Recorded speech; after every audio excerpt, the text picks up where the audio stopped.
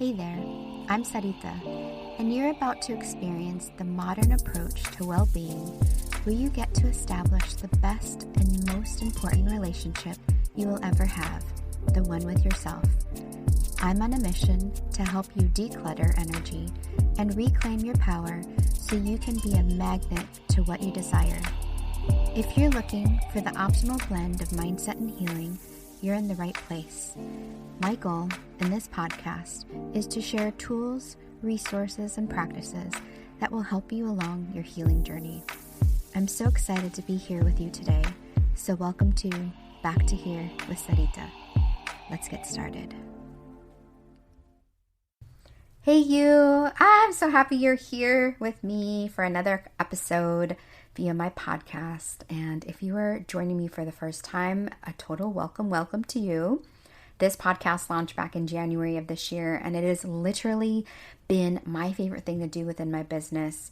And it's been so exciting to see the downloads increase every single week, every time somebody shares something. And it just gets me so excited. Somebody found me recently on Google and finding me on YouTube. So it's so exciting that this podcast is influencing and impacting so many of you. So thank you so much for being here today. And I love coming here and sharing wisdom with you along with my own personal experiences of like healing, mindset, self-love, manifestation, all the things that I'm totally on board with. So that reminds me that this particular episode is about self-love, mindset, and manifestation within a relationship. And it's been a little while awaited because I've had some people message me and let me know they wanted me to start opening up more around my life when it comes to manifestation. And what I love about manifestation, there's so many things I love about it, but I have personally practiced and implemented it into my life for the last 3 years. And it's allowed me to manifest some really cool stuff, actually. Things like 2 new homes, free gym membership, cups of coffee, amazing friends, just opportunities that have come my way, not to mention large sums of cash. So I'm really, really excited to be sharing this part of me with you. So in this episode, I want to talk all things self-love, mindset, manifestation when it comes specifically to dating and relationships. And so I wanted to mention to you that no matter what kind of dynamic you're in right now, if you're single, dating, or in a committed relationship, or even a situationship, this episode will cover it all because I have been on both sides of the coin for the last few years. So in creating this episode, I was trying to figure out where to start. So I think I'm going to begin when I was actually in a relationship and what my self-love and mindset and manifestation look like. And then I'll get into maybe the more juicy stuff, which is my dating in the last few months. So as you know, or may not know, I was in an 8-year relationship, and I did open up about that in episodes, I believe 6 and 7. And so that relationship I was in for 8 years, I ended up breaking off about 2 years ago. Just reflecting on this relationship when it comes to these topics, during the better part of the relationship, I had absolutely no concept or knowledge around mindset and manifestations, subconscious programs, all the things. I knew logically what self-love was and self-care was. And I was doing things to give myself downtime for self-care. But I had little understanding of how it affected me long-term and the way that I was operating. And so looking back at my relationship and the woman that I was in that 8-year relationship, I know at the time I was trying my best to just get by. And I was juggling all the layers that were expected of me. And that is kind of the funny thing, right? Is that I was doing and being what was expected of me. So I kind of went along with everything because I didn't realize that I had my own power. And I didn't realize that I could break away from the mold. I was incredibly, at the time, just kind of reflecting on this, I was incredibly concerned about the way that I looked. And I'm not talking about my physical appearance. Yes, that was important to me, but that's not what I'm talking about. I'm talking about how other people perceive me. I was really, really concerned about how I was looking. I was incredibly scared about looking messy and not having my shit together. And so it was really interesting. The harder and harder I put energy and effort into trying not to be that way, the more things actually started to fall apart around me. Let's take a step back a little bit because I want to talk about something really important when it comes to mindset and subconscious beliefs. So within that relationship, I had, well, not even in the relationship, just in general, I had numerous subconscious beliefs that played out like, and these are just some examples because I had many and I still have many, but things like I need to work really hard. Another one was if I don't do it, nobody else will. Another one is nobody understands me. And so these are just a few of the beliefs that kept me really unhappy in my relationship dynamic because those were the primary ones that were created in me, and so they were manifesting in my reality. So they were dictating a lot of the way that I was operating. And the funny thing is that all I did was complain about my environment, meaning what was manifesting in front of me was because of those beliefs that I had in my subconscious. I would get really upset about things like I would have to be the one that cleaned up after everybody. Or when I voiced my opinions and desires for things to change, I truly believe that no one would understand me because that's what had happened to me my whole entire life. And so it was like anytime I spoke up, I got shut down. Anytime I had a good idea, I was told there was another way. And so it got to the point, because those beliefs dictated, the way that I operated, it got to the point where I just gave up. I gave up in my relationship and I decided, oh, well, Sarita, this is the life that was given to you. You just got to take it. And what I didn't get was that not the environment needed to change, but that I wasn't taking responsibility for my actions. And I'm not saying that there wasn't responsibility on the other person. I'm just saying that there was a level of victim that I was playing out and how little responsibility I was taking for my own life.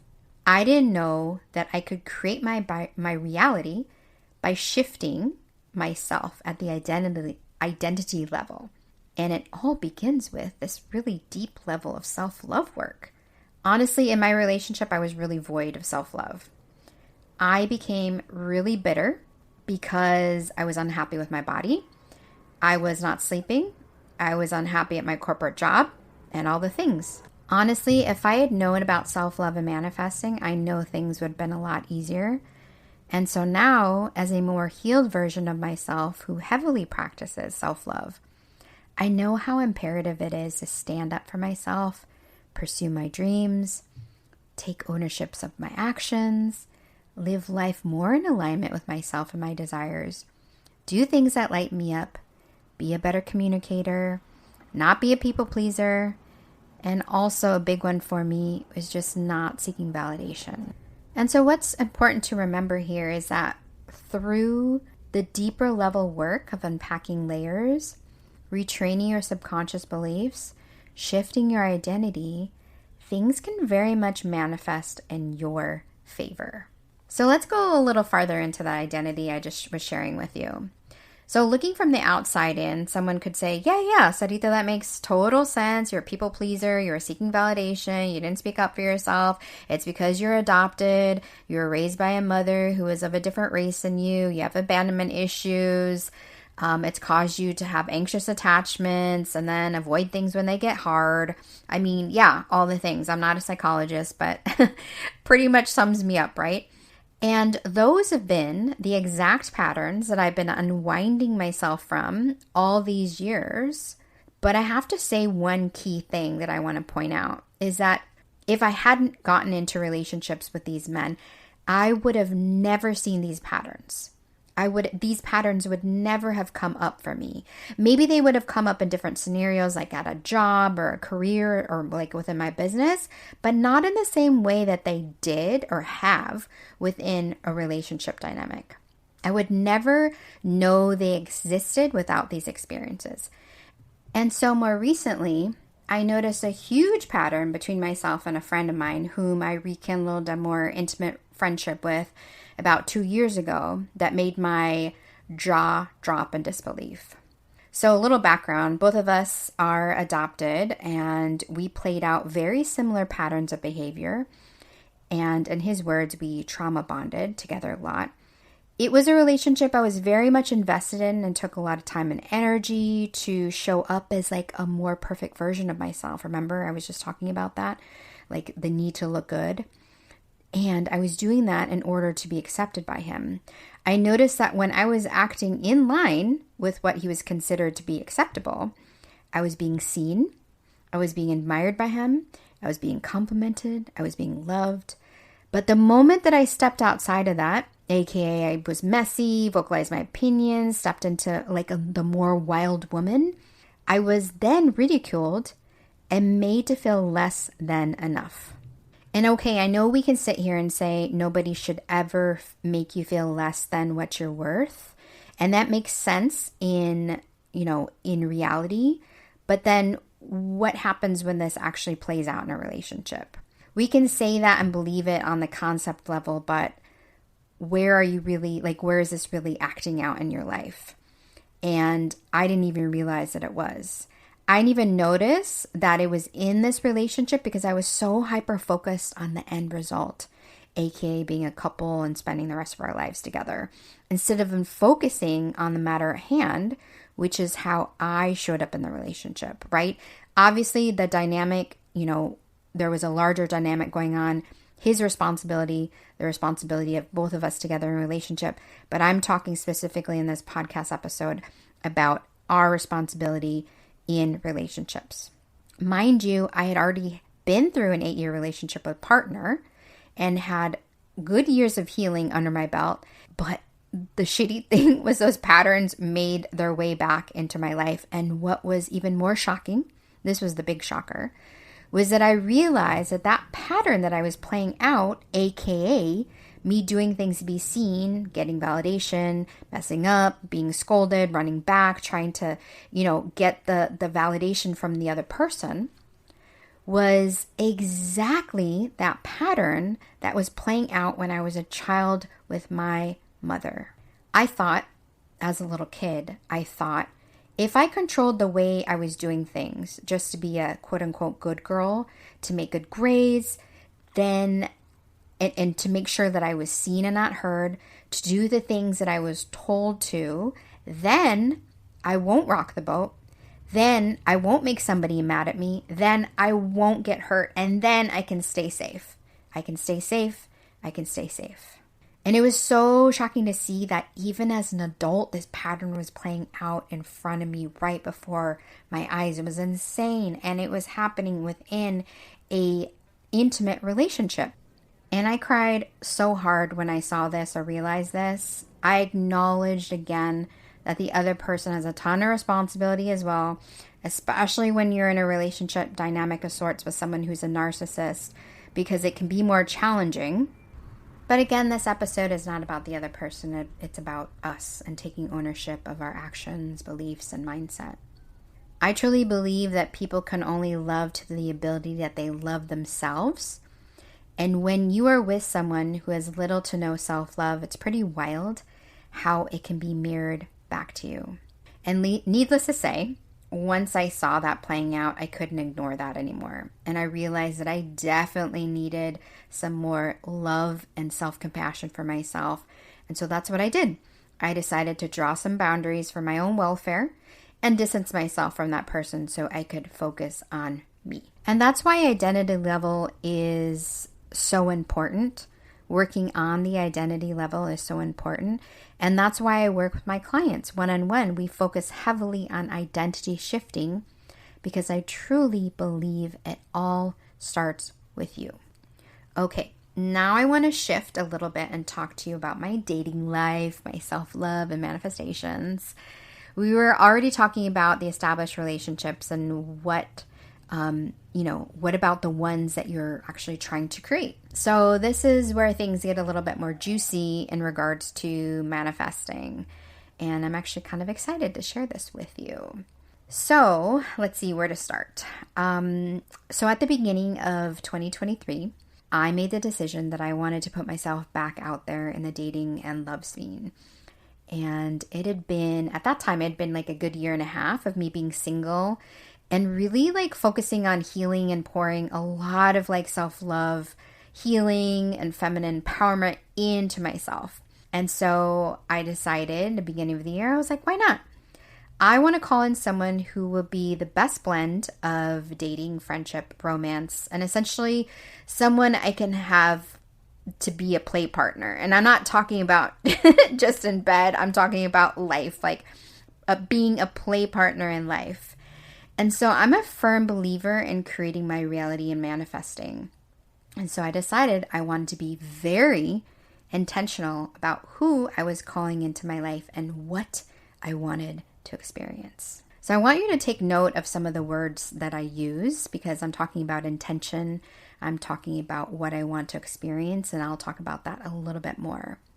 And so what I did was I sat down and I wrote a list of qualities of what I wanted in a man. And one of the top things that I was desiring in somebody was that I wanted him to be kind and gentle.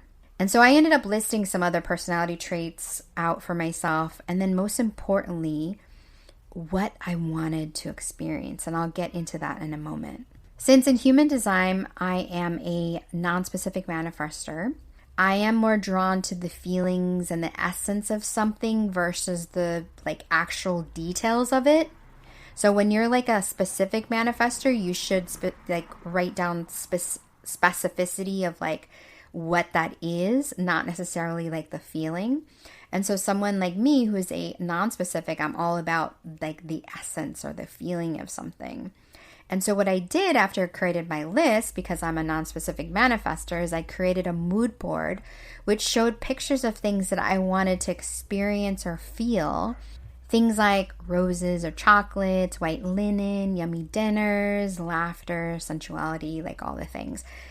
Things that would anchor in the feelings that I wanted to experience. All fun things. So I was going through what I consider the steps to manifestation. When you get really rooted in your vision, you have energy and you have intention. And so I created a visual around what I desired. And I came from the place of co-creation. And my energy was ready to receive. And so that is what I believe kind of the steps are within manifestations, is creating a vision, having good energy, and having good intentions around it. Receive, I did. I got up on dating apps on Valentine's Day because I wanted to do something fun to kind of represent, the day of love. And within 2 weeks, I had already gone out on several dates with an amazing guy that I really, really liked. It blew me away. Okay, this is a crazy thing. And it's not crazy, actually. It's magic, because I believe that manifestation is magic.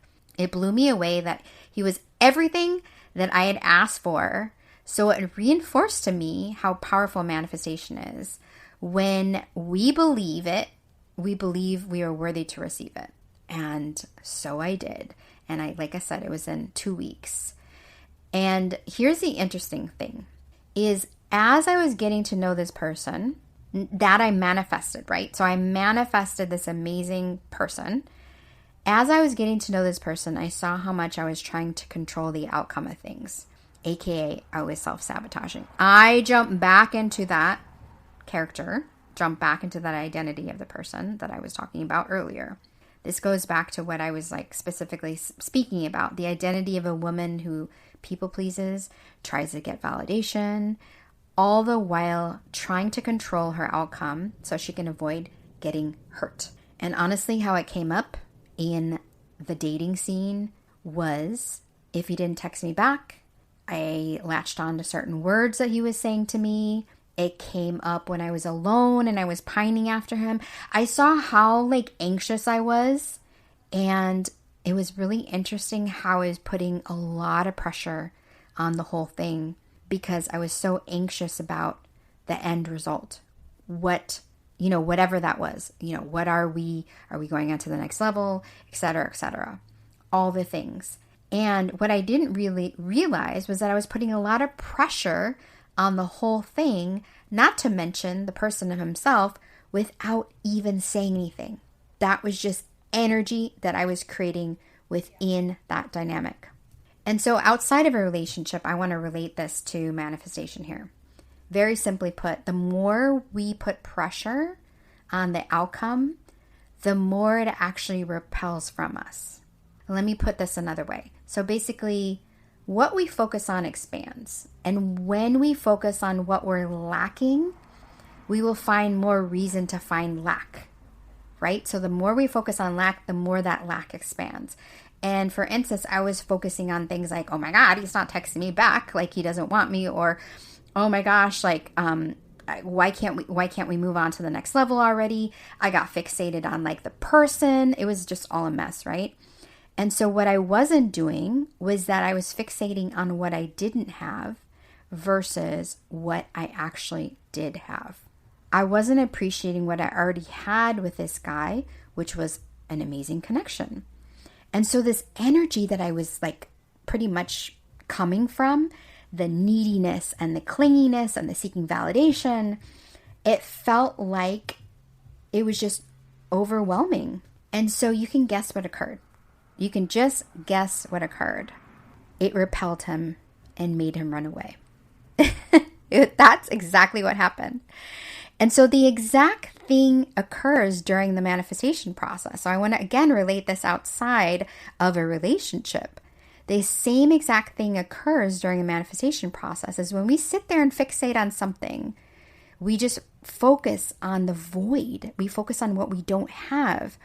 And then we end up vibrationally showing up to the universe in this lack, L-A-C-K, lack state. And that we're conveying to the universe we're good with not having it. Pretty wild, right? So needless to say, when I realized that I was coming from all this like lack energy and going back to the identity of the woman that thought that I needed to be all that again, I started stripping back the layers again. I saw how I was acting out the old role and remembered that that character had gotten me to the point where I am right now, obviously wasn't working for me anymore because I was repelling that which I really, really wanted. I was repelling what I really wanted, which wasn't necessarily the guy himself. It was more the experience that I wanted to feel. Again, it wasn't about the other person. I keep mentioning this. It's not about the other person. I realized I wasn't taking ownership for my actions and how I was showing up in that relationship dynamic. And also I realized as well, because I believe we're co-creators of a reality, that I could actually create intimacy even without him. And I could do that with myself and I could do that with my friends. So while I was going through my little breakup, not breakup with him, I'm saying breakup with myself, that identity, I decided I would reach out to my friends and spend more quality time with them. And you know what? I got closer to some of my friends that I've never gotten before. And it dawned on me, I realized that again, it was not about the other person. It wasn't about the guy. It wasn't about like the other person. It was never about that. It was about what I was willing to create and manifest in my life. And guess what? It felt really, really good to do that. Once I turned outwards from me, I created a lot of love. And that is exactly what I wanted to feel in the first place. And I want to relay this back to manifestation again. That is how manifestation works. When we make our declarations and we come from a place of knowing it's possible and we are worth it, and we take our foot off that goddamn gas pedal because we can be in controller and be like, pushing, we can enjoy the ride and we can enjoy what is to come when we let go of that controller. And that is what I have been doing.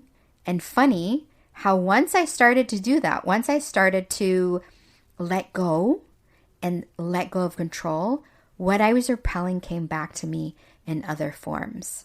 Dates with other men, intimacy, love, money, like all the things that I wanted to experience. All things are possible when we believe in the power of our own power, and we have that. Isn't that amazing? Pretty profound stuff, really profound stuff. And I love how I have uniquely related love and relationships and manifestation. See that correlation? How was that? Was this episode helpful? I find that it was a very new, fresh way to kind of think about self-love, mindset, and manifestations within relationship dynamics. And it's all about activating that abundance within because, again, we have the power. We are the co-creators of our reality. We have the responsibility, right? And we get to trust the universe. And if you find yourself in a similar place that I've been, like all the things that I mentioned, all the identities, all the things that I've been through, I totally understand. I'm here for you and want to support you in activating your abundance potential because you have it. You have it. If this is something that you desire more of to activate that abundance, come work with me. I have a beautiful offer called Abundance Activation, where you get to work with me one-on-one for 6 weeks to help you open up yourself to the desires and magnetically attract them into your reality.